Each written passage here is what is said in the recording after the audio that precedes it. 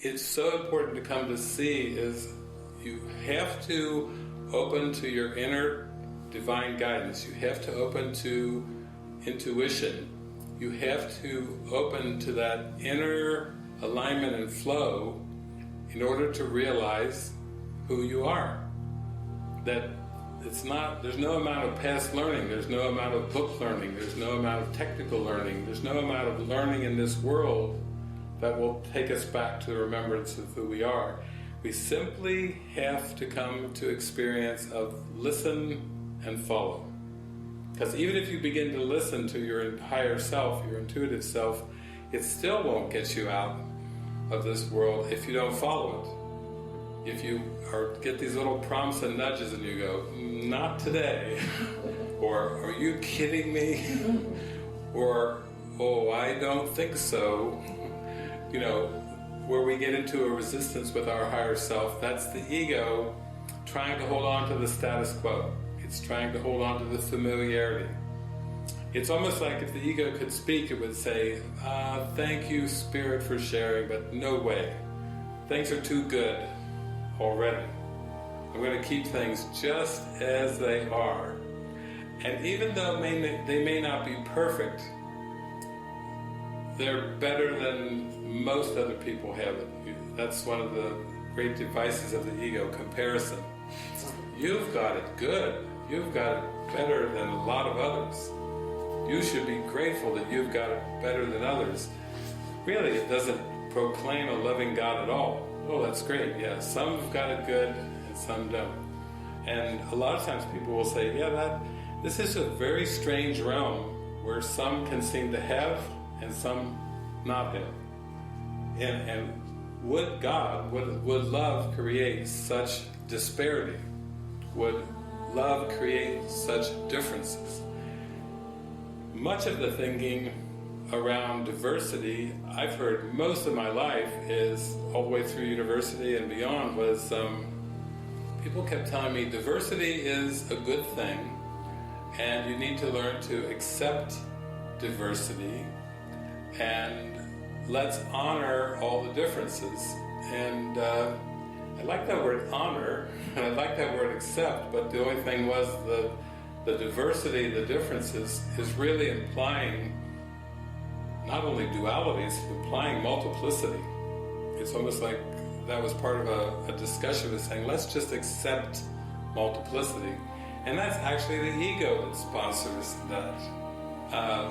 Sometimes people would say, well, you know, I'll tell you my truth and you tell me your truth. And she'll tell you her truth and he'll tell you his truth. And can't we just agree to disagree and accept that the truth is different for all of us? My truth may not be your truth. Well, Jesus has a section in A Course in Miracles called the Laws of Chaos. Notice that last word, the laws of chaos. And the first law of chaos is that the truth is different for everyone. The first law of chaos. Jesus is not asking us to accept diversity. He's not asking us to, okay, everyone's different, so just accept the differences. He's basically teaching we are the same spirit, we are one mind, we are unified, and differences are unreal. All differences are unreal. Well, if that's the case, if that's the fact of it, then that means comparison has no basis. That means competition has no basis. And most everything is perceived, we'll say, everything perceived through the ego's lens of these differences, and all of the rules of the world, scarcity, lack, competition, survival of the fittest, you know, all the things, winning and losing. I don't think Deanna follows football, but I was telling her a little bit about the Dallas Cowboys and their record this year with only one loss, and she said, oh, that's something good to be forgiven. Dallas is having a good year. Deanna said, that's good. It's a good thing to forgive. You know, we're taught to use forgiveness on the negative things. We're taught to forgive those years when they were whatever 4 wins and 11 losses. You hope maybe next year we'll just forgive that year. But can we forgive the good? Can we forgive the positive? Can we forgive those outcomes that the world judges as very good, very well?